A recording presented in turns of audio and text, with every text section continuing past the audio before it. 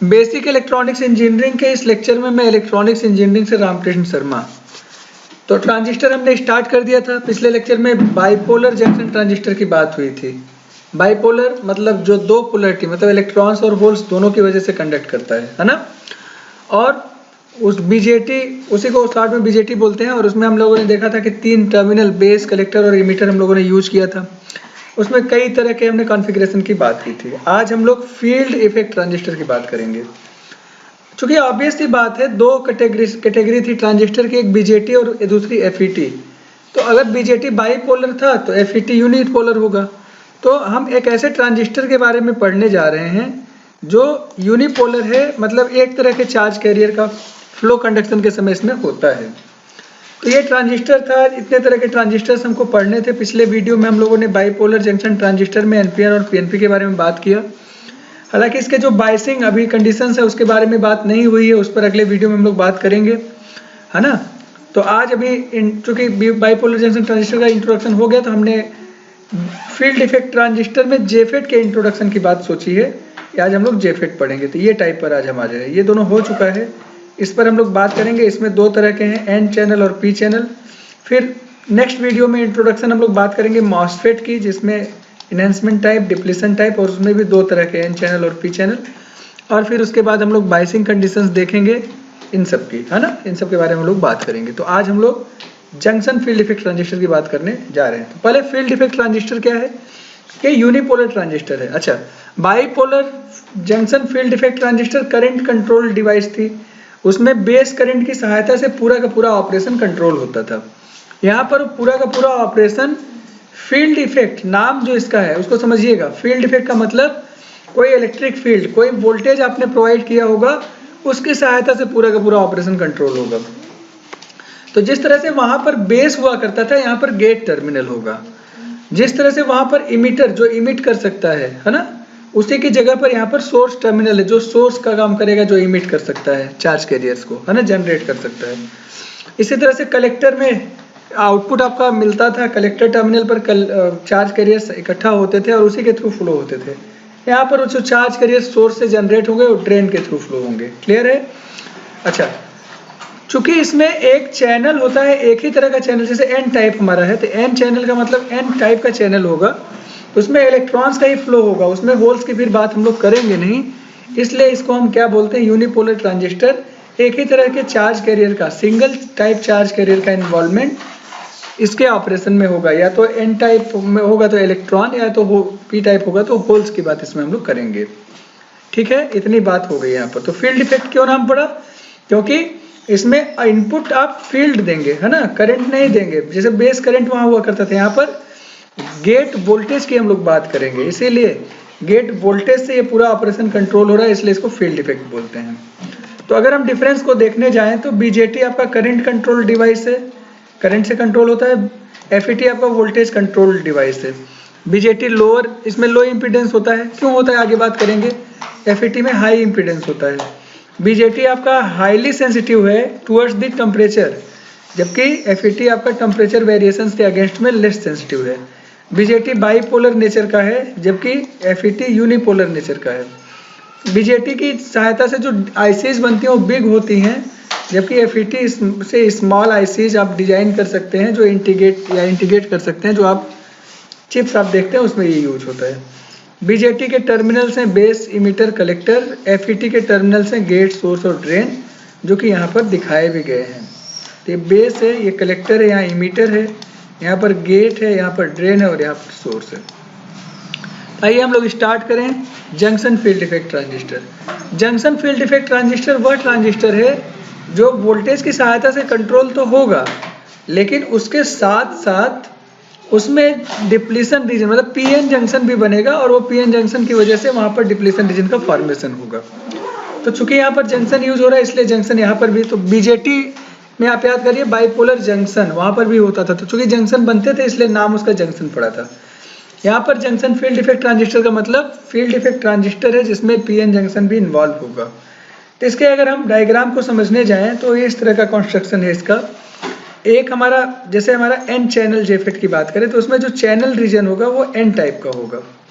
इस पूरे चैनल मतलब ये आपने एक पूरा बॉक्स ले लिया, इस बॉक्स में आपने दो अपोजिट टाइप के मटेरियल्स को डोप किया, है ना। तो ये दो अपोजिट टाइप के मटेरियल्स आपके पी हैं जो दोनों साइड में डोप किए गए हैं। ये दोनों ही गेट को रिप्रेजेंट करते हैं।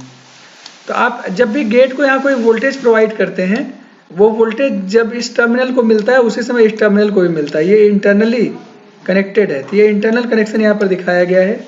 जब हम इसकी वर्किंग देखेंगे तो वहाँ पर इंटरनल कनेक्शन को दिखाया नहीं जाएगा। हम ये मान के चलेंगे कि जो वोल्टेज हम यहाँ प्रोवाइड कर रहे हैं वो यहाँ मिल रहा है। क्लियर है। कंस्ट्रक्शन में ये इंटरनली कनेक्टेड होते हैं। ये सोर्स टर्मिनल है और ये ड्रेन टर्मिनल है। सोर्स और ड्रेन के बीच में हम सुटेबल पोटेंशियल प्रोवाइड करते हैं, तो इसके बीच में चार्जेस का फ्लो होता है। ऐसे पी चैनल जेफेट की अगर हम बात करें तो इसमें पी टाइप मटेरियल है और उसके दोनों साइड में दो एन टाइप मटेरियल है जो गेट टर्मिनल का काम कर रहे हैं, और पी चैनल के दोनों एंड ड्रेन और सोर्स का काम कर रहे हैं। इतनी बात यहाँ पर है। तो एफईटी को अगर हम देखें तो उसके 3 टर्मिनल्स हैं, सोर्स, ड्रेन और गेट। अगर हम इसके डायग्राम की सिंबॉलिक डायग्राम की बात करें, सिंबल की, तो एन चैनल जेफेट को आप दो तरीके से दिखा सकते हैं। गेट टर्मिनल आपका, ये गेट टर्मिनल यहाँ पर होता है। गेट टर्मिनल या तो आप एरो की सहायता से दिखा सकते हैं, एरो इनसाइड द डिवाइस, है ना, एरो इनसाइड बना होगा अंदर की तरफ, या तो आप गेट में कोई एरो ना दिखाकर सोर्स रीजन की तरफ एरो दिखाते हैं जिसमें एरो बाहर की तरफ निकलेगा। मतलब जो आपका गेट करंट है या तो अंदर की तरफ आप दिखाएंगे या तो सोर्स करंट को आप बाहर की तरफ दिखाएंगे। इज इट क्लियर और नॉट? Yes, clear. और जब पी चैनल की हम बात करें तो पी चैनल में जस्ट इसका अपोजिट, गेट या तो बाहर की तरफ जा रहा होगा या तो सोर्स अंदर की तरफ एंटर करता हुआ दिखाई देगा। बाकी ड्रेन और बाकी जो दोनों टर्मिनल्स हैं, एक एरो के बजाय बाकी जो दोनों टर्मिनल्स होंगे उस पर आप कोई भी एरो प्रोवाइड नहीं करेंगे। मिड टर्मिनल हमेशा गेट होगा, ड्रेन और सोर्स अब दोनों अगल बगल के टर्मिनल्स होंगे जिसको यहाँ पर दिखाया गया है। अब हम जेफेट के ऑपरेशन की बात करते हैं। तो मान लीजिए हम एन चैनल जेफेट की बात करते हैं, पहला आपका, और उसको हमने बायस नहीं किया है। बायस नहीं किया मतलब कोई पोटेंशियल आपने प्रोवाइड नहीं किया। तो ये आपका बना हुआ है, सामने है। इसमें जो एन चैनल है उसको चैनल आपने कहा, दो पी टाइप मटेरियल है। पी और एन के बीच में एक जंक्शन का फॉर्मेशन होगा जो ब्लू कलर का दिखाया गया है। ये हमारा डिप्लीशन लेयर होगा। एरो की सहायता से आप इसको देख पा रहे हैं। मेटेलिक टर्मिनल और सेमीकंडक्टर के बीच में इंटरफेस प्रोवाइड करने के लिए यहाँ पर ओमिक कॉन्टैक्ट्स को यूज किया गया है। 4 ओमिक कॉन्टैक्ट होंगे क्योंकि 4 गेट यहाँ पर होते हैं, है ना। अभी आगे जो हम कनेक्शन करेंगे उसमें गेट टर्मिनल पर जो हम कनेक्शन करेंगे वो एक साइड से हम दिखाएंगे और ये मान के चलेंगे कि दूसरे साइड जो गेट है उसके ऊपर सेम इफेक्ट काम करता है। अब जो हमारा जेफेट है वो काम कैसे करता है, तो ये हमारा ड्रेन टर्मिनल है, मान लीजिए ये सोर्स है। तो सोर्स से हमको वाटर की जरूरत है ना। तो जब हम गेट वोल्टेज से इसको कंट्रोल करेंगे तब यहाँ से वाटर इस तरह से आपको दिखाई देगा, आता हुआ बाहर की तरफ दिखाई देगा। फिर जब आप इस टैप को बंद कर देंगे तो वाटर का आना बंद हो जाएगा। मतलब आप ड्रेन से सोर्स के बीच में डिवाइस को कंट्रोल करने के लिए गेट वोल्टेज का यूज करेंगे। इस डायग्राम से ये समझ में आ रहा है कि गेट वोल्टेज आप देंगे तब ड्रेन और सोर्स के बीच में कंडक्शन वेरी करेगा, है ना। इसका मतलब ड्रेन और सोर्स के बीच में पहले पोटेंशियल हमको देकर देखना पड़ेगा कि उसका कैरेक्टरिस्टिक्स लगता कैसा है। तो अभी आप देखो हमने ड्रेन और सोर्स के बीच में पोटेंशियल प्रोवाइड किया VDS, और उस समय गेट से सोर्स के बीच में जो पोटेंशियल है उसको हमने 0 किया हुआ है। क्लियर है। तो 0 करने का मतलब ये शॉर्ट सर्किट कर दिया है और कोई वोल्टेज प्रोवाइड हमने नहीं किया है। ठीक है। अच्छा, ड्रेन टू सोर्स वोल्टेज हमने ग्रेटर देन 0 की बात हमने की, तो हम 0 से इसकी वैल्यू को बढ़ाते हैं, धीरे धीरे हम बढ़ाते जाएंगे। तो जैसे जैसे ये वैल्यू बढ़ती जाएगी, अब देखो ये नेगेटिव टर्मिनल है और ऊपर पॉजिटिव, तो नेगेटिव टर्मिनल सोर्स से कनेक्टेड है और सोर्स आपका एन टाइप का है ना। एन टाइप मटेरियल से नेगेटिव टर्मिनल एन टाइप से इलेक्ट्रॉन्स को रिपेल करेगा। इलेक्ट्रॉन सोर्स रीजन से ड्रेन रीजन की तरफ मूव करेंगे, इस तरह से, है ना, ये डायरेक्शन में मूव करेंगे। ये जो इलेक्ट्रॉन्स हमारे जा रहे हैं और टर्मिनल से पास होंगे, इलेक्ट्रॉन्स का जो डायरेक्शन है फ्लो का, उसके अपोजिट डायरेक्शन में आपको ड्रेन करंट मिलेगी। VGS इज इक्वल टू 0 के केस में यह करंट की वैल्यू मैक्सिमम होती है। इसको हम लोग IDSS नाम से जानते हैं। ये IDSS हमारा क्या है, ठीक है, drain to source saturated current. Drain to source, देखो करंट कहाँ से, ड्रेन से सोर्स की तरफ फ्लो हो रहा है, तो drain to source saturated current है। बात समझ में आ रही है। तो ये हमारा drain to source saturated current यहाँ पर मिल रही है। और ये सेचुरेटेड करंट का मतलब मैक्सिमम करंट होती है जब VGS की वैल्यू हमारी 0 है। क्लियर है ये? अच्छा, इसको हम इस तरह से दिखा सकते हैं, जैसे से आप VDS की वैल्यू बढ़ाएंगे करंट की वैल्यू बढ़ती जाएगी। अच्छा, अब जब VDS की वैल्यू बढ़ाओगे तो नेगेटिव पोटेंशियल सोर्स पर बढ़ेगा, तो नंबर ऑफ चार्ज कैरियर्स की संख्या बढ़ती जाएगी। लेकिन जब आपने ये पोटेंशियल इंक्रीज किया, जब आपने VDS अप्लाई किया, तो आप इसको भी जरा समझिएगा। आपको ये पता है कि डिप्लीशन रीजन ना की विड्थ बढ़ती है जब आप डोपिंग कम कर देते हैं, है ना? तो आप जब ये पोटेंशियल आप इंक्रीज कर रहे हैं तो उस कंडीशन में क्या होगा, ये जो ड्रेन रीजन है ये चार्ज कैरियर्स को बहुत तेजी से अट्रैक्ट करेगा, जिसकी वजह से यहाँ पर चार्ज कैरियर्स की संख्या कम हो जाएगी ड्रेन रीजन में। ऐसे सोर्स रीजन में चार्ज कैरियर्स की संख्या बहुत तेजी से जनरेट हो रही है, यहाँ चार्ज कैरियर्स की संख्या बढ़ेगी, है ना? यहाँ पर ढेर सारे चार्ज कैरियर्स होंगे, तो ऑब्वियस सी बात है जहां पर चार्ज कैरियर्स ज्यादा होंगे वहां पर डोपिंग ज्यादा होगी, तो डिप्लीशन विड्थ कम हो जाएगी, करीब करीब कम है ये। और जब सोर्स रीजन की, ड्रेन रीजन की आप बात करेंगे जहां पर चार्ज कैरियर्स की संख्या कम है, मतलब डोपिंग कम है, वहां पर डिप्लीशन विड्थ बढ़ जाएगी। तो यहाँ पर डिप्लीशन विड्थ बढ़ी हुई दिखाई दे रही है। अच्छा, अब इस कंडीशन में जब आप चार्ज कैरियर्स को फ्लो कराएंगे तो एक चैनल, प्रॉपर चैनल विड्थ मिलेगा। इतने डिप्लीशन रीजन के बाद जो बचा हुआ रीजन है वही चैनल है आपका, उस चैनल से ढेर सारे चार्ज कैरियर्स फ्लो हो रहे हैं। जैसे जैसे आप पोटेंशियल बढ़ाते हैं चार्ज कैरियर्स की संख्या यहाँ से बढ़ती जाती है।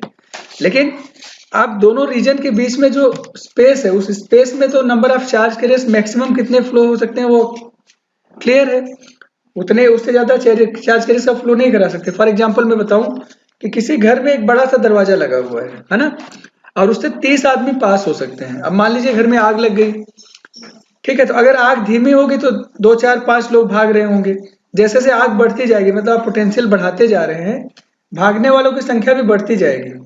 अब उसमें मान लो 500 लोग हैं, लेकिन एक समय में तो 30 से ज्यादा उस दरवाजे से पास नहीं हो सकते ना, तो आग कितनी भी बढ़ जाए एक समय में 30 से ज्यादा लोग उससे जा ही नहीं सकते। इसलिए यहाँ पर जो बात हम कह रहे हैं कि भाई चैनल विड्थ अगर लिमिटेड है तो एक समय में जितने चार्ज कैरियर्स यहाँ से फ्लो हो सकते हैं उनकी संख्या एक समय के बाद सैचुरेट हो जाएगी। फिर आप VDS की वैल्यू बढ़ाओगे तो चार्ज कैरियर्स नहीं बढ़ रहा है उस रीजन से, इसकी वजह से करंट की वैल्यू हमारी सैचुरेट हो जाएगी। तो जैसे से आप VDS की वैल्यू बढ़ा रहे हो ना, करंट की वैल्यू पहले बढ़ती जाएगी, एक समय के बाद जब उसकी लिमिट एक्सीड हो जाएगी तो चार्ज कैरियर्स की संख्या सैचुरेट हो जाएगी, जिससे करंट की वैल्यू भी सैचुरेट हो जाएगी। VDS इज इक्वल टू 0 के केस में ये जो करंट होती है ये हमारी IDSS के नाम से जानी जाती है, जिसको हम drain to source saturated current बोलते हैं। इसको हम ID से रिप्रेजेंट करते हैं, तो ID की वैल्यू यहाँ पर IDSS है। अब VDS की वैल्यू आपने फिक्स कर दिया और अब आप VGS की वैल्यू को चेंज कर रहे हैं, है ना? अब VGS की वैल्यू को थोड़ा आपने नेगेटिव पोटेंशियल प्रोवाइड करिए, गेट पर आपने नेगेटिव पोटेंशियल प्रोवाइड किया, तो P को आपने नेगेटिव दिया, एक तरह से गेट को नेगेटिव देने का मतलब P को नेगेटिव, तो P नेगेटिव से और N पॉजिटिव से कनेक्टेड है, तो ये PN जंक्शन रिवर्स बायस हुआ। रिवर्स बायस कंडीशन में ये जो हमारा डिप्लीशन रीजन है और बढ़ जाएगा। रिवर्स बायस कंडीशन में डिप्लीशन रीजन बढ़ने पर चैनल विड्थ और कम हो जाएगा। अब आप VDS की वैल्यू 0 से इंक्रीज करेंगे तो आप देखेंगे कि जो आपका नंबर ऑफ चार्ज कैरियर्स जो यहाँ से फ्लो हो पा रहे थे उनकी संख्या थोड़ी सी कम हो गई, तो जो आपको मैक्सिमम करंट मिलने वाली है वो IDSS से थोड़ी कम होगी। इसी वजह से ID की वैल्यू IDSS से कम यहाँ पर दिखाई दे रही है। आप और पोटेंशियल बढ़ाएंगे, एक ऐसी कंडीशन आएगी जब दोनों डिप्लीशन रीजन एक दूसरे को टच कर जाएंगे और चैनल विड्थ जहां से इलेक्ट्रॉन्स का फ्लो होना है ब्लॉक हो जाएगा। इसकी वजह से कोई भी इलेक्ट्रॉन आउटपुट में नहीं मिलेगा और ID की वैल्यू आपको क्या हो जाएगी, 0 मिल जाएगी, है ना? ये वोल्टेज VGS की वह वैल्यू जब आप बढ़ाते जा रहे हैं नेगेटिव वैल्यू, वह वैल्यू जिस पर ये करंट ब्लॉक हो जा रही है, इस वैल्यू को पिंच ऑफ वोल्टेज बोलते हैं। VGS की उस वैल्यू को क्या बोलते हैं, पिंच ऑफ वोल्टेज, जिस पर करंट की वैल्यू 0 हो जाएगी। ठीक बात है ये? तो यहाँ पर मतलब VGS की वैल्यू आप नेगेटिव प्रोवाइड करेंगे तो डिप्लीशन रीजन बढ़ता जाएगा, एक समय के बाद डिप्लीशन रीजन एक दूसरे को टच कर जाएंगे, इसकी वजह से हमें पिंच ऑफ कंडीशन मिलता है। आपका इसमें जो करंट फ्लो हो रहा है ID, है ना, वो करंट की जो वैल्यू होती है वो इस इक्वेशन पर डिपेंड करती है। This is known as Shockley equation, है ना? ये होता है ID is equal to IDSS 1 minus VGS upon VP whole square. IDSS maximum current है, ये मैक्सिमम करंट कब मिलेगी, जब आप VGS की वैल्यू 0 रखेंगे, 0 कर देंगे इसको, ये खत्म हो गया, ये बचा 1, तो 1 इंटू IDSS, तो ID की वैल्यू IDSS मिलेगी। अगर VGS की वैल्यू लेस देन 0 है, थोड़ा सा इसकी वैल्यू आप कम करो, है ना, थोड़ी सी वैल्यू आप कम करोगे तो अब VP की वैल्यू आपकी जो भी होगी VGS अपन VP की कुछ वैल्यू मिलने लगेगी। तो 1 से इसको माइनस करेंगे, this value will be less than 1। तो IDSS से मल्टीप्लाई करेंगे तो ID की वैल्यू IDSS से थोड़ी कम मिलेगी, जो कि अभी हमने वर्किंग में भी देखा था। और जब VGS की वैल्यू बढ़ाते बढ़ाते कंडीशन आ जाएगी VP के बराबर आ गई, पिंच ऑफ के बराबर, तो क्या हो जाएगा, ये दोनों बराबर हो गए, इसकी वैल्यू 1 हो गई, 1 minus 1 will give you 0। IDSS से 0 को मल्टीप्लाई करेंगे तो करंट की वैल्यू आपको क्या मिल जाएगी, 0 मिल जाएगी। This is the minimum current. तो अगर हम इसकी कैरेक्टरिस्टिक्स को देखें जेफेट में, तो दो तरह की कैरेक्टरिस्टिक्स हैं। एक ट्रांसफर कैरेक्टरिस्टिक्स होती है जो input voltage VGS gate to source voltage और आउटपुट करंट ID के बीच का कैरेक्टरिस्टिक्स प्रोवाइड करता है। और दूसरा जो हमारा है VDS और ID के बीच में आउटपुट या ड्रेन कैरेक्टरिस्टिक्स होता है, उसको दिखाता है। ये आउटपुट वोल्टेज और आउटपुट करंट के बीच की बात है ना, इनपुट वोल्टेज और आउटपुट करंट के बीच की बात। तो अब देखिए, सबसे पहले हम आउटपुट कैरेक्टरिस्टिक्स को समझने का प्रयास करते हैं। तो आउटपुट कैरेक्टरिस्टिक्स क्या है, जब आप VGS की वैल्यू 0 रखते हैं, उस कंडीशन में आप वोल्टेज की वैल्यू बढ़ाते हैं, करंट एक समय के बाद सेचुरेट हो जाएगी और फिर सेचुरेट हो गई तो इसी करंट को हमने कहा कि IDSS करंट है, मान लीजिए 8 मिली एम्पियर यहाँ पर दिखाया गया है। ये वैल्यूज एज्यूम्ड वैल्यूज होते हैं, ये डेटा आपका जब बायसिंग करते हैं तो उसकी वजह से कुछ करंट की वैल्यू मिलती है। यहाँ पर वो आपको समझाने के लिए यहाँ पर दिखाया गया है ना। जैसे जैसे आप VGS की वैल्यू को नेगेटिव में बढ़ाते जाएंगे, क्योंकि हमने जो बायस किया था उसमें नेगेटिव बायस ही किया था, देखो ऊपर माइनस नीचे प्लस। तो VGS की वैल्यू जैसे जैसे आप नेगेटिव में बढ़ाते जाएंगे, करंट की वैल्यू थोड़ी कम होती जाएगी, है ना। तो करंट की वैल्यू थोड़ी कम मिल रही है, फिर और कम मिलेगी, फिर और कम मिलेगी, है ना, इस तरह से मिलती जाएगी। लेकिन जब आप VGS की वैल्यू -4 वोल्ट दे रहे हैं, जिसको पिंच ऑफ कर रहे हैं, मान लीजिए पिंच ऑफ वोल्टेज है VP, उस कंडीशन में जो हमारा आउटपुट करंट मिलेगी, दैट करंट विल बी 0। वो करंट हमको क्या मिलेगी, 0 मिलेगी। आप बल्कि यहाँ पर एक लाइन खींचकर VGS is equal to -4 volt is equal to VP लिख सकते हैं, है ना। तो इस पर करंट की वैल्यू हमें 0 मिलेगी। अब क्लियर है कि नहीं, यस। तो ये हमारा आउटपुट कैरेक्टरिस्टिक्स होता है। आपको एग्जाम में आउटपुट कैरेक्टरिस्टिक्स और ट्रांसफर कैरेक्टरिस्टिक्स एक साथ बनाना पड़ता है और दोनों को एक साथ एक्सप्लेन भी करना रहता है। तो आउटपुट कैरेक्टरिस्टिक्स ये हो गई। अब हम ट्रांसफर कैरेक्टरिस्टिक्स की बात करेंगे। ट्रांसफर कैरेक्टरिस्टिक्स इनपुट वोल्टेज और आउटपुट करंट के बीच का प्लॉट है, मतलब ID और VGS के बीच का प्लॉट। ये तो इक्वेशन हमारा शॉकले इक्वेशन ही होता है ना, जो इन दोनों को रिलेट करता है। तो शॉकले इक्वेशन क्या बता रहा है, ID की value IDSS 1 minus VGS upon VP whole square, यही है हमारा। तो ये हमारा क्वाड्रेटिक इक्वेशन हुआ ना VGS का। इसका मतलब VGS की वैल्यू को आप जैसे से वेरी कराएंगे, करंट की वैल्यू भी वेरी करेगी। अच्छा, अब हमको ये पता है N चैनल में VGS की वैल्यू आप जैसे से बढ़ाते जाओगे, करंट की वैल्यू भी हमारी क्या होगी, वो कम होती चली जाएगी। VGS की वैल्यू जैसे से नेगेटिव में आप ले जाएंगे। जब VGS की वैल्यू पिंच ऑफ के बराबर हो जाएगी तो करंट की वैल्यू 0 हो जाएगी। इसी को ध्यान में रखते हुए और क्वाड्रेटिक इक्वेशन के अकॉर्डिंग इसके जब प्लॉट हम करते हैं तो करंट की वैल्यू धीरे धीरे कम होती जाती है और पिंच ऑफ पर इसकी वैल्यू 0 हो जाएगी, है ना। तो आपका IDSS यहाँ पर करंट था, उसका डिवाइडेड बाई 2 करंट ये वैल्यू है। तो आप यहाँ से लाइन को खींचकर फिर उसके अकॉर्डिंग वोल्टेज लेवल्स को आप यहाँ पर दिखा सकते हैं। तो ये जो वोल्टेज लेवल है -0.3 वोल्ट के आसपास है करीब, इसलिए यहाँ पर -0.3 वोल्ट लिखा गया है। ऐसे ये वोल्टेज -1 वोल्ट है तो आपको यहाँ पर भी वो -1 वोल्ट दिखाई दे रहा है। ये -2 वोल्ट है तो यहाँ पर भी -2 वोल्ट दिखाई दे रहा है। ऐसे ये -4 वोल्ट है तो आपको यहाँ पर एक लाइन खींचकर इसको VGS is equal to VP is equal to -4 volt आप यहाँ पर लिख सकते हैं, जो कि 0 की लाइन को दिखाएगा। क्लियर है ये। तो इस तरह से आप इसको कैरेक्टरिस्टिक्स को, ये ट्रांसफर कैरेक्टरिस्टिक्स है और ये ड्रेन कैरेक्टरिस्टिक्स को ड्रॉ कर सकते हैं। दूसरा हमारा जो वर्किंग है वो P चैनल जेफेट का है। अब पहला आपको समझ में आ गया, दूसरा भी आसानी से समझ में आ जाएगा। P चैनल में यहाँ पर P टाइप का मटेरियल होगा और दोनों साइड N टाइप के, तो PN जंक्शन डिप्लीशन रीजन यहाँ भी बनेगा। क्लियर है।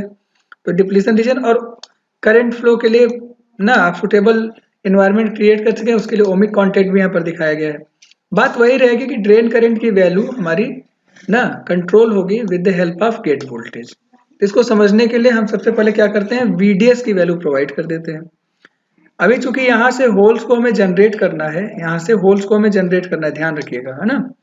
इसलिए प्लस को नीचे लगाया गया और माइनस को ऊपर लगाया गया। इस प्लस टर्मिनल से यहाँ से होल्स जनरेट होंगे, है ना। तो सोर्स रीजन से होल्स जनरेट होंगे और ऊपर की तरफ जाएंगे, और ऊपर नेगेटिव टर्मिनल की वजह से ये होल बहुत तेजी के साथ यहाँ बढ़ेंगे। जिसकी वजह से यहाँ पर चार्ज कैरियर्स की संख्या कम होगी, सोर्स में चूंकि जनरेट हो रहे हैं इसलिए वहाँ होल्स की संख्या ज़्यादा होगी। तो डोपिंग लेवल बढ़ने की वजह से यहाँ पर चैनल विड्थ डिप्लीशन विड्थ कम हो जाएगी, जबकि यहाँ पर डोपिंग लेवल कम होने से ड्रेन रीजन में डिप्लीशन विड्थ बढ़ जाएगा।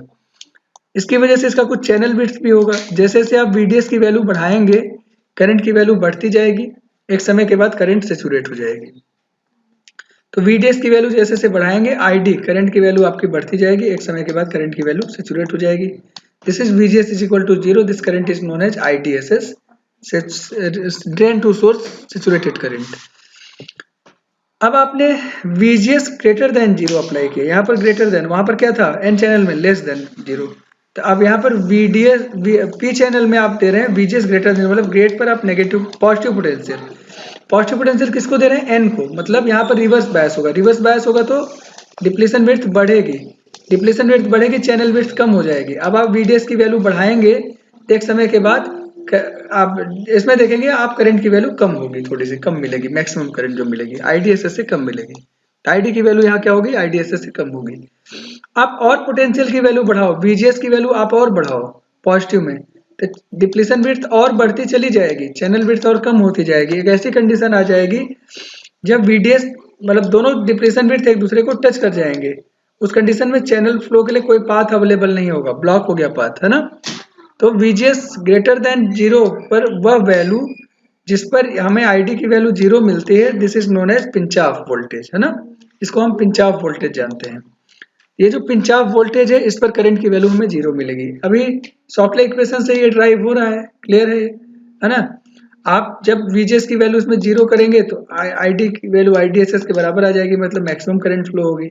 जब VGS की वैल्यू आप ग्रेटर देन 0 कर दोगे, थोड़ा सा बढ़ाओगे, VP भी ग्रेटर देन में ही मिल रहा है, उस कंडीशन में आपको यहाँ ये वैल्यू 1 माइनस समथिंग की वैल्यू 1 से कम हो जाएगी, जिसकी वजह से जो करंट की वैल्यू होगी वो हमारी IDSS से कम मिलेगी। ठीक है, तो मॉडरेट करंट इस केस में मिलेगी। जब VGS की वैल्यू VP के बराबर होगी, ये 1 हो गया हमारा, तो 1 माइनस 1 विल गिव यू 0, तो करंट की वैल्यू क्या हो गई, 0 हो गई। This is the minimum current. अगर हम ट्रांसफर कैरेक्टरिस्टिक्स की बात करें तो अब इस केस में चूंकि हमारा VGS की वैल्यू पॉजिटिव में बढ़ता चला जा रहा है ना, पॉजिटिव में बढ़ रहा है। अब 0 से +1 +2 +3 वोल्ट अप्लाई कर रहे थे, क्योंकि यहाँ पर पॉजिटिव पोटेंशियल अप्लाई कर रहे थे हम लोग, गेट पर प्लस पोटेंशियल, है ना। तो वहां से ये समझ में आ रहा है जब हमारा ID की, पहले तो हम आउटपुट कैरेक्टरिस्टिक्स की बात करें, जब VGS की वैल्यू हमारी 0 होगी तो मैक्सिमम करंट हमको मिलेगा, मान लीजिए वो 8 मिली एम्पियर है। जब वो 0.3 वोल्ट हमने पॉजिटिव वोल्टेज अप्लाई किया तो करंट थोड़ी सी कम हो जाएगी, 1 वोल्ट पर और कम हो जाएगी, 2 वोल्ट पर और कम हो जाएगी, और लास्ट में मान लीजिए हमने 4 वोल्ट अप्लाई किया, ये 4 वोल्ट पर पिंच ऑफ हो रहा है, उस केस में करंट की वैल्यू 0 होगी। तो हम यहाँ लिख सकते हैं VGS is equal to VP is equal to 4 volt. Clear है। अच्छा, अगर हम ट्रांसफर कैरेक्टरिस्टिक्स की बात करें तो ये क्वाड्रेटिक इक्वेशन पर रिप्रेजेंट करेगा, क्वाड्रेटिक इक्वेशन पर काम करेगा। मैक्सिमम करंट आपको VGS इज इक्वल टू 0 पर मिलेगी। जैसे जैसे आप वोल्टेज की वैल्यू बढ़ाओगे, VGS की वैल्यू क्वाड्रेटिकली करंट की वैल्यू कम होती चली जाएगी, और एक समय बाद पिंच ऑफ कंडीशन में करंट की वैल्यू हमारी 0 हो जाएगी। ठीक है ना। तो ये इसका ट्रांसफर कैरेक्टरिस्टिक्स कर्व है, और ड्रेन और ट्रांसफर कैरेक्टरिस्टिक्स को एक साथ ही बनाया जाता है। P चैनल में ये पॉजिटिव डायरेक्शन में दिखाई देगा, जबकि N चैनल में हमको ये नेगेटिव डायरेक्शन में दिखाई दे रहा था। आप ये देखिए N चैनल में नेगेटिव डायरेक्शन में दिखाई देगा। इज इट क्लियर और नॉट? Yes, very clear. एक बात हम और आपको बताना चाह रहे थे, एक पिंच ऑफ और भी होता है, इसको VP डैश से हम लोग दिखा रहे हैं यहाँ पर ना। जब आप पोटेंशियल की वैल्यू VDS की वैल्यू जब आप बढ़ाते हैं, उस कंडीशन में VDS की एक वैल्यू ऐसी आती है जहां पर करंट सैचुरेट हो जाती है। वह मिनिमम वोल्टेज जिस पर करंट सैचुरेट हो जाती है, VDS की उस वैल्यू को पिंच ऑफ वोल्टेज बोलते हैं। ये इसको VP डैश से दिखाया गया है। ये आपका सॉकले इक्वेशन में जो VP यूज हुआ है वो ये नहीं है। सॉकले इक्वेशन में जो VP यूज हुआ है वो VGS की वैल्यू है, जबकि यहाँ पर जो वैल्यू आपको दिखाई दे रही है दिस इज VDS वैल्यू, है ना। तो हमें ये कंफ्यूज नहीं होना है। पिंच ऑफ जब एग्जाम में आता है तो आपको दोनों एक्सप्लेन करना पड़ता है। तो आप लिखते हैं इसके बारे में कि VDS की वो वैल्यू जिस पर करंट सैचुरेट हो जाती है, that is pinch of for VDS, और VGS की वह वैल्यू, दूसरा क्या लिखेंगे, VGS की वह वैल्यू जिस पर करंट की वैल्यू 0 हो जाती है डिवाइस में, है ना, उसको आप बोलते हैं पिंच ऑफ वोल्टेज। ये सॉकले इक्वेशन का पार्ट है जो कि इस इक्वेशन में आप देख पा रहे हैं। ठीक है, तो ये एक चीज क्लियर हो गई कि ये वोल्टेज कंट्रोल डिवाइस है, क्योंकि गेट वोल्टेज की सहायता से पूरा का पूरा ऑपरेशन कंट्रोल हो रहा है, जिसके बारे में हम लोगों ने पहली स्लाइड में देखा था। एक चीज और समझ में आ रही है कि जब हम गेट वोल्टेज को वेरी कराते हैं तो उससे ड्रेन करंट की वैल्यू वेरी हो रही है। इसका मतलब साफ है कि इस डिवाइस के अक्रॉस जो रेजिस्टेंस की वैल्यू है वो बदल रही है। रेजिस्टेंस का मतलब आपने लगाया नहीं है, डिवाइस का अपना इंटरनल रेजिस्टेंस वेरी हो रहा है, इसी की वजह से तो करंट में भी आपको वेरिएशन मिल रहा है ना।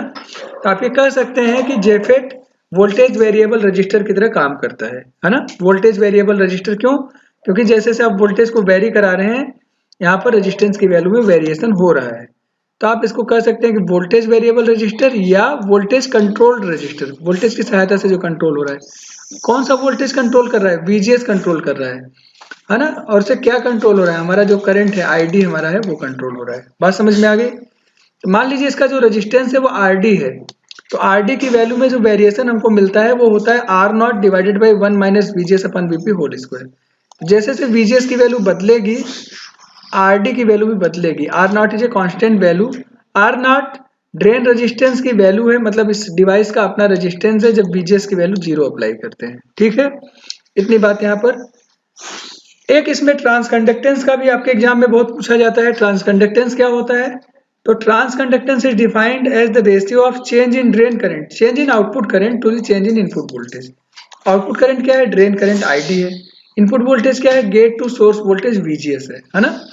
तो वीजीएस और आईडी के बीच का जो हमारा रेशियो है चेंज में, है ना, उसको हम बोलते हैं ट्रांसकंडक्टेंस। तो डेल आईडी अपन डेल वीजीएस लिख सकते हैं या डी आईडी अपन डी वीजीएस, है ना। तो जब हम इसको, अब हमारे पास इक्वेशन ये है शॉकले इक्वेशन, तो हमें D I D upon D VGS करना है, तो हम डिफरेंशिएट कर देना वीजीएस के रिस्पेक्ट में, D I D upon D VGS आ जाएगा। तो डिफरेंशिएट करेंगे तो GM is equal to D I D upon D VGS क्या हो जाएगा?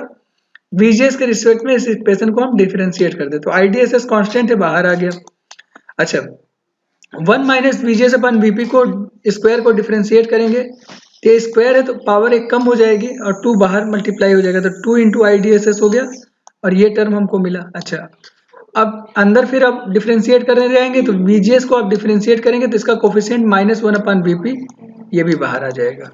तो ये हमारा हो गया GM is equal to -2 IDSS upon VP 1 minus VGS upon VP. ये माइनस, अच्छा अगर आप वीजीएस की वैल्यू को 0 रखिए यहाँ पर, है ना, इक्वेशन 2 आ गया। वीजीएस की वैल्यू को 0 रखिए, तो 0 रखेंगे तो ये वैल्यू हमारी 1 हो जाएगी।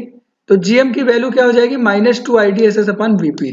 इसी को आप जीएम नॉट बोलते हैं। तो वीजीएस इज इक्वल टू 0 पर जीएम की वैल्यू को जीएम नॉट लिखते हैं और इसकी वैल्यू -2 आईडीएसएस अपन वीपी होती है। मतलब हम इक्वेशन को लिख सकते हैं ना, GM is equal to GM naught 1 minus VGS upon VP. अच्छा, इस इक्वेशन से एक चीज हमें और मिली, इक्वेशन 1 को जरा देखिए। इक्वेशन 1 से आप 1 माइनस वीजीएस अपन वीपी की वैल्यू निकाल सकते हैं नहीं? Yes, 1 minus VGS upon VP whole square is equal to ID upon ये आईडीएसएस जाकर डिवाइड हो जाएगा, है ना। ये हमें मिलेगा आईडी अपन आईडीएसएस। तो आईडी अपन आईडीएसएस, तो अब आप स्क्वायर को यहाँ से हटाएंगे, मतलब आप दोनों साइड स्क्वायर रूट लीजिए, तो 1 माइनस वीजीएस अपन वीपी की value root of ID upon IDSS मिला। अच्छा, ये इक्वेशन हमारे पास था GM is equal to -2 IDSS upon VP 1 minus VGS upon VP. तो 1 माइनस वीजीएस अपन वीपी की जगह इक्वेशन 2 में आप ये रख सकते हैं कि नहीं? बिल्कुल रख सकते हैं। तो यहाँ पर इस इक्वेशन में आपने यहाँ पर कर दिया रूट ऑफ आईडी अपन आईडीएसएस। ठीक है, इस आईडी को आप अंदर ले जाएंगे तो आईडी स्क्वायर हो जाएगा, ये आईडी स्क्वायर हो गया। आईडीएसएस से एक आईडीएसएस कट जाएगा तो बचेगा क्या? GM equal to -2 upon VP बाहर है, रूट में आईडी इंटू आईडीएसएस। ये भी एक हमारा फार्मूला बन गया जीएम का। तो जीएम के जो फार्मूले बने उनको एक साथ लिख लेते हैं।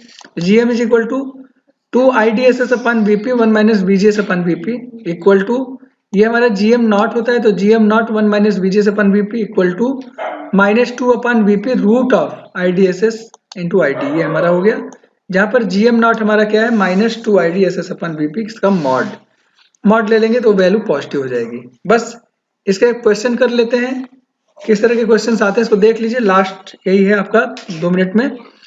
देखो, जेफेट में आईडीएसएस गिवन है, वीजीएस गिवन है, वीपी गिवन है ना। अब पूछ रहे हैं आईडी क्या होगा, चलो पहले इसी को कर लेते हैं। तो आईडी इज इक्वल टू क्या होता है? आईडीएसएस 1 minus VGS upon VP whole square. VGS given है -6, वीपी गिवन है -1, माइनस माइनस कट जाएगा, यहाँ पर पहले से -1 अवेलेबल हो रहेगा। आईडीएसएस की वैल्यू 8 मिली एम्पियर, इसको रखिए। इसको आप सॉल्व करेंगे, this will be 0.5 milli ampere, है ना। अच्छा, जीएम पूछा है, जीएम हमारा क्या होता है? जीएम हमारा होता है 2 IDSS अपन VP 1 minus VGS upon VP, ये होता है हमारा। इस फार्मूले से सॉल्व करेंगे तो 2 इंटू IDSS 8 हो गया, वीपी भी हमारा 8 दिया हुआ है ना, ये 1 माइनस 6/8, इसको सॉल्व करेंगे, ये वैल्यू भी हमारी 0.5 ओम इनवर्स आ जाएगी। आप इसको दूसरे फार्मूले से भी कर सकते हैं। दूसरा फार्मूला हमारा क्या है? ये है 2 अपान वीपी, है ना, तो 2 अपान वीपी की वैल्यू 8 है, तो 2 upon 8 root of ID into IDSS 0.5 into 8, इसको मल्टीप्लाई करेंगे 4 का रूट आ जाएगा 2, तो 2 into 2 4/8, that will be give you 0.5 ohm inverse. तो चाहे इस फार्मूले से करिए चाहे इस फार्मूले से, दोनों से हो जाएगा। जीएम नॉट हमारा क्या होता है? 2 IDSS अपन वीपी, तो 2 इंटू IDSS 8 है, वीपी हमारा 8 है, 8 से 8 कैंसिल हो जाएगा, तो 2 ओम इनवर्स हमें जीएम नॉट की वैल्यू मिल जाएगी। और पूछा है आरडी क्या होगा अगर आर नॉट की वैल्यू 23 ओम दिया हुआ है, ये भी तो पूछा हुआ था। तो आरडी हमारा क्या हो जाएगा? R not divided by 1 minus VGS upon VP whole square, तो आर नॉट 23 ओम है, डिवाइडेड बाई 1 माइनस VGS 6 है, वीपी 8 है, स्क्वायर कर देंगे, इसको सॉल्व करेंगे तो विल गेट 368 ओम। मतलब आप वोल्टेज की वैल्यू बढ़ा रहे हैं, मतलब बढ़ा रहे हैं रिवर्स कंडीशन में, तो रेजिस्टेंस की वैल्यू भी बढ़ रही है, करंट की वैल्यू कम होगी। इसी वजह से तो आप देखते थे जो हमारा करंट था, है ना, जैसे से आप VGS की वैल्यू बढ़ा रहे थे नेगेटिव या पॉजिटिव में, करंट की वैल्यू आपकी क्या हो रही थी? डिक्रीज हो रही थी, जो कि यहाँ पर रेजिस्टेंस बढ़ने की वजह से मिलेगी। तो आपने 4 चीजें पूछी गई थी, इन चारों के जवाब आप इस तरह से कर सकते हैं। आपके एग्जाम में नॉर्मली 5 मार्क्स या 10 मार्क्स में क्वेश्चन आता है, आप आसानी से इसको, ये चारों पार्ट्स को एक साथ कर सकते हैं। तो मेरे ख्याल से जेफेट के इंट्रोडक्टरी में इतनी सारी चीजें थी, आप इसको अच्छे से देखिए। अगले लेक्चर में हम लोग मॉसफेट की बात करेंगे, वहां पर सारी चीजों को समझने का प्रयास करेंगे। चलिए यहीं पर वीडियो को समाप्त करते हैं। चैनल को सब्सक्राइब कीजिए। फर्स्ट ईयर के जितने स्टूडेंट्स हैं, इलेक्ट्रॉनिक्स या सेकेंड ईयर के जो बच्चे हैं, इलेक्ट्रॉनिक्स इंजीनियरिंग या इलेक्ट्रिकल इंजीनियरिंग के जो बच्चे हैं, उन सबके लिए वीडियोस काफी महत्वपूर्ण साबित होंगे। इसके अलावा कई ब्रांचेज में ना इससे रिलेटेड बहुत सारे कॉम्पिटिटिव एग्जाम्स में क्वेश्चंस आपको मिलते हैं। इसके लिए आप बिल्कुल रेडी रहिए। आप इसके रेडी रह पाए, इसके लिए आप पूरी तरह से इसमें पढ़ाई करते रहिए, वीडियोस को देखते रहिए। लोगों से कहिए चैनल सब्सक्राइब करें, सो दैट कि आप इमीडिएटली नोटिफिकेशन फाइंड आउट कर सकें और आपको लेक्चर से रिलेटेड सारी जानकारी मिल सके। यहीं पर समाप्त करते हैं। आप लोगों के साथ अगले वीडियो के साथ फिर मिलते हैं। आप सभी को नमस्कार।